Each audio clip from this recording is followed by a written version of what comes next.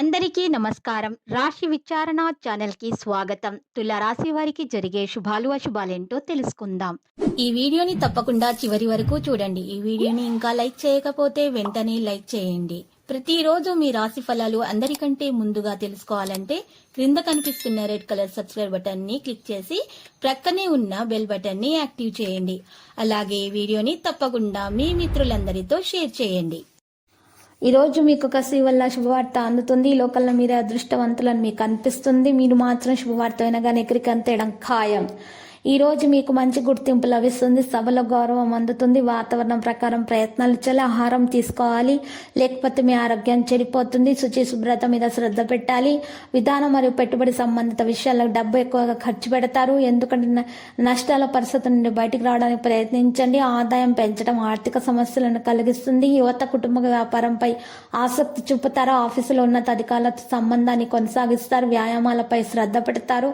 మీరు చేస్తున్న ప్రతి పనిలో విజయం సాధిస్తారు. మనసుకు సంబంధించిన పనులు చేయండి. వ్యతిరేకంగా ఉన్నటువంటి వాటికి నుంచి మీరు ఈరోజు ప్రాముఖ్యత ఇవ్వకండి. ఏదేమైనా పనికి సంబంధించిన విషయాల్లో ప్రేమను కొనసాగించండి. ఆరోగ్యకరమైన మెరుగుపైన జీవితం కోసం ప్రయత్నాలు చేయండి. వివాద పరిస్థితిని తొలగించండి. ఆదాయ కొరత ఉండవచ్చును.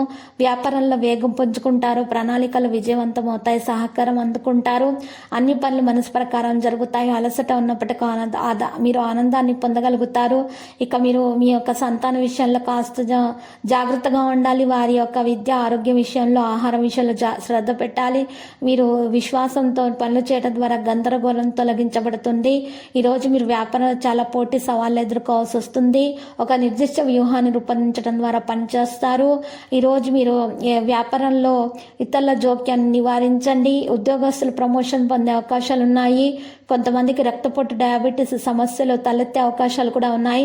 ఆరోగ్యాన్ని జాగ్రత్తగా చూసుకోవాలి. యోగా, వ్యాయామం, ప్రాణాయామం చేస్తూ ఉండాలి. ప్రతిరోజు ఉదయం పూట కొన్ని మెంతులు మీరు నీళ్లలో నానబెట్టి రాత్రిపూట, ఉదయం పూట సేకరించడం ద్వారా అనారోగ్య సమస్యలన్నీ తొలగించబడతాయి. మీకు అంతా కూడా శుభప్రదంగా ఉంటుంది.